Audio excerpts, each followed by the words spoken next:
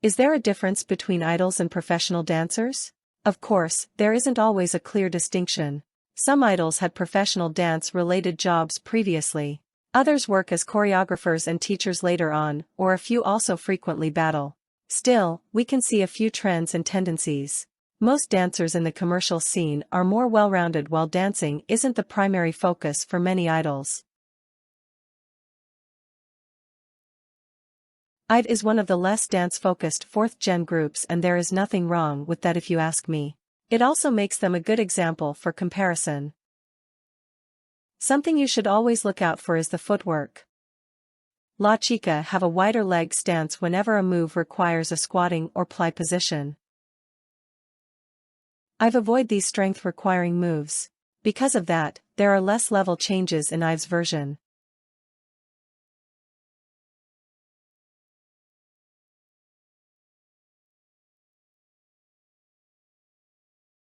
Another difference is the torso engagement. This affects chest isolations. This move requires leaning sideways. I don't lean as much.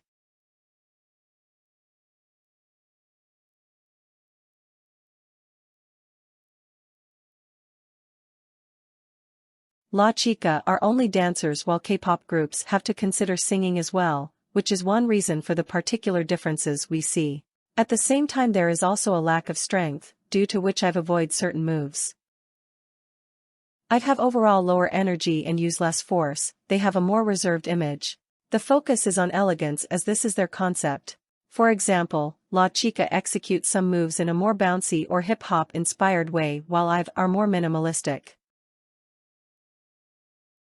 The dancers from Crazy are part of YG and are often backup dancers for their groups. In Blackpink, Lisa's execution is very similar to the YG dancers. When Pretty Savage was released, many thought the choreo was awkward but changed their mind when seeing the same dance by the dancers from Crazy. The main reason for this is that the moves differ from Blackpink's usual repertoire. They require force, stability and rebounce effects.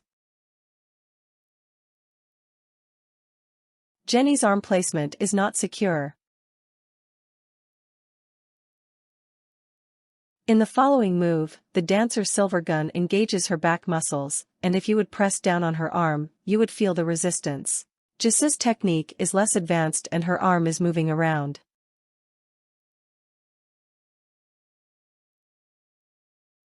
In How You Like That, the vibe is different largely due to the energy. But you can also see a clear difference in upper body engagement between Jennie and Kirsten.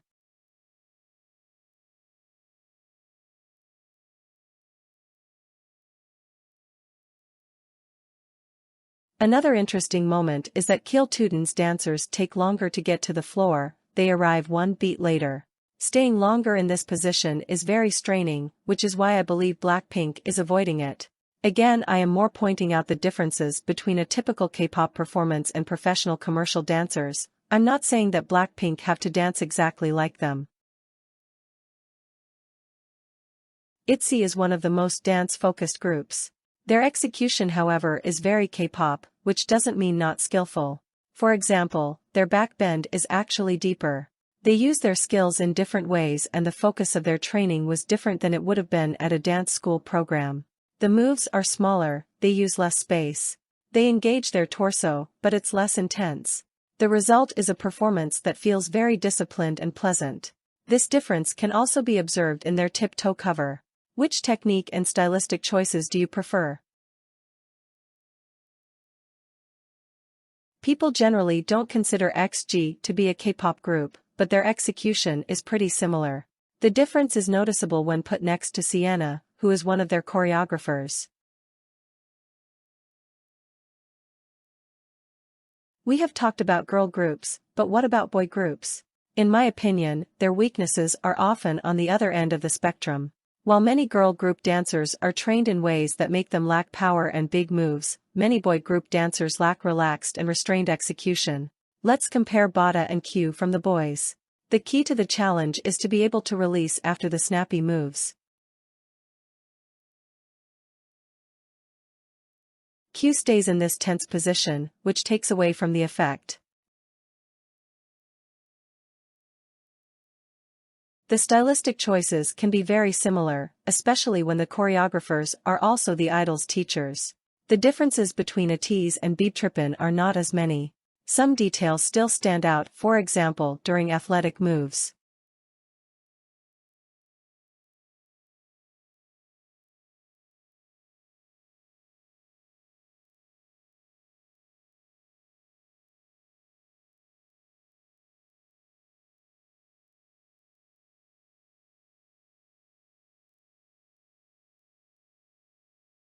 Sometimes, it just matches pretty well, for example Bada and Kai have many similar qualities. Using a lot of force, their physical strength and a preference for clean angular moves. The difference between Veda and Kai is more noticeable. Many male idols lack full control over their hips, which restricts their abilities. Hips are not just important for sensual or feminine moves, but for a general understanding of movement. Popping, house, hip-hop and so on all need different types of hip control and mobility. There are two examples where I prefer the musicality of the idol performance. Somi's fast forward takes some basics from electro dance. Somi dances it more like regular choreography, which in my opinion just suits the rather chill vibe of the music better. We Dem Boys have a more hip-hop-like execution, while Zero Base One dance it more elegantly. Similar to the difference between La Chica and Ive. Since the music genre is not hip-hop, I prefer the idol version this time.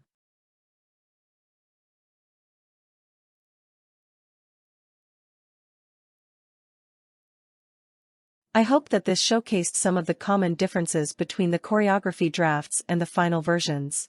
These differences can be due to technical abilities, or intentional stylistic choices, or most commonly a mixture of both.